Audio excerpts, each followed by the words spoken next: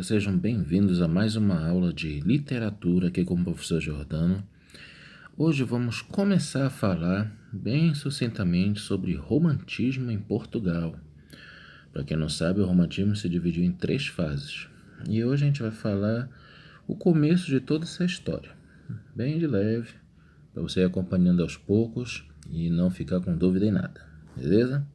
Então, curte o vídeo aí e segue aqui o aprendizado. Então, o romantismo ele surge num momento histórico de insatisfação e transformação econômica, política e social.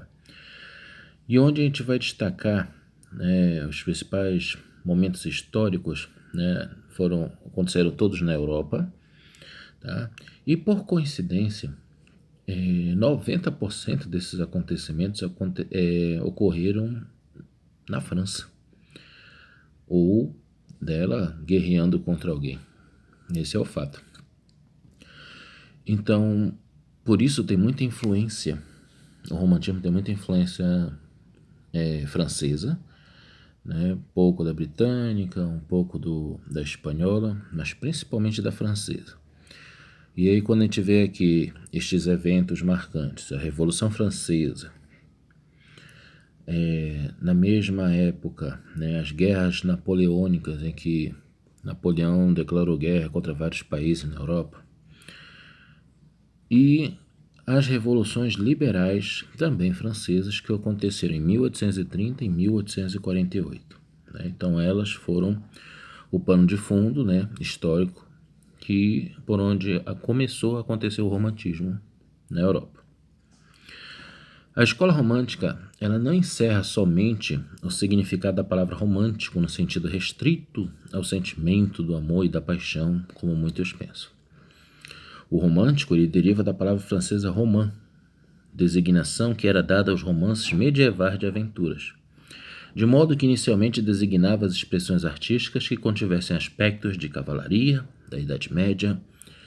Então, atos de bravura, heroísmo, também são marcas românticas. Não é só aquele melodrama, aquela questão só do amor. O romantismo ele não é marcado e lembrado somente por isso. E aí, vamos citar as principais características desse início do romantismo. Culto à sensibilidade e exaltação da natureza, em oposição à supervalorização do cientificismo, que o arcadismo já combatia e o romantismo continuou a combater essa questão do cientificismo. Da cultura e da industrialização, em lugar do homem racional e da razão como principal atributo humano, os românticos descreveram o homem sentimental, movido pelo sentimento. O homem não podia tomar suas decisões, ter suas ações sempre preso à questão do racional, sempre usando apenas a razão. Mas se ele queria ter certeza que aqueles atos realmente dariam bons frutos, teriam boas consequências, então seria bom que ele começasse também a usar o coração, usasse o seu sentir, os seus instintos, e não apenas a razão. As obras, nessa época, eram subjetivas, individualistas e egocêntricas. Resumindo, tudo era voltado para o eu. Houve uma supervalorização da produção em que os poetas, principalmente, e seus eu líricos em suas produções, vislumbravam bastante a questão do pronome eu, de reafirmação, de mostrar que ele tinha poder ali naquele momento da palavra, das ações que ali estavam sendo narradas. O eu tem um papel central nas obras românticas centrado no ponto de vista individual. Outra característica marcante nessa primeira fase do romantismo, daí o porquê do contexto histórico, a questão da Revolução Francesa, das guerras napoleônicas, e aí nós temos como exemplo de característica o nacionalismo e a exaltação patriótica. A herança nacional nas obras românticas, portanto, tem origem principalmente nessa resistência antinapoleônica. ou seja, dos combates, né, da Europa como um todo contra as investidas de Napoleão. Idealização. O herói, o amor, a mulher aparecem frequentemente idealizados em obras românticas. Suas qualidades são exageradas e os defeitos suprimidos. Ou seja, existe um pouco ainda da herança da cultura greco-latina sobre a cultura do belo, né? Então os heróis, eles eram belos, dotados de grande vigor, eles eram muito robustos, né? Tinham presença na sociedade, eram valorizados por isso. As pessoas não tão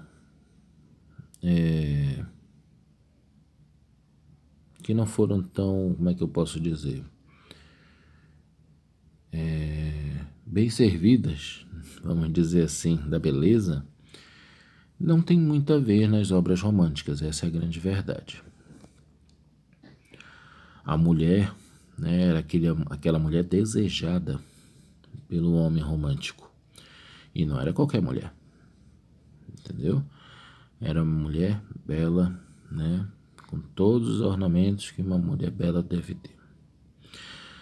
Uma característica que veio ainda do arcadismo e que foi mantida no romantismo foi a questão do escapismo, seja pela loucura, seja pela arte, pelo amor ou pela fuga à natureza.